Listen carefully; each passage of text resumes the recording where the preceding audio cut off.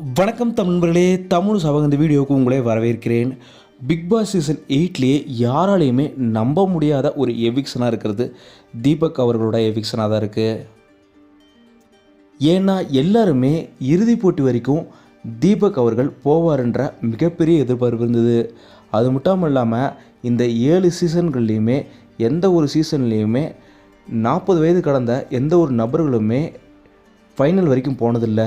தீபக் ஒருத்தர் தான் ஃபைனல் வரைக்கும் போக போகிறாரு, அதுவும் 8வது சீசனில் போக போகிறாருன்ற ஒரு மிகப்பெரிய எதிர்பார்ப்பு இருந்துச்சு.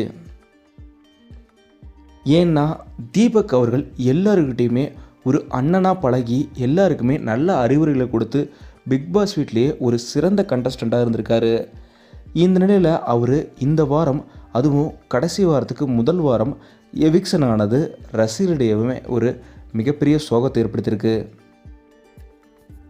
வெளியே வந்த தீபக் அவர்கள் எனக்கு வாக்களித்த எல்லோருக்குமே மிகப்பெரிய நன்றிகள்னு சொல்லியிருக்காரு.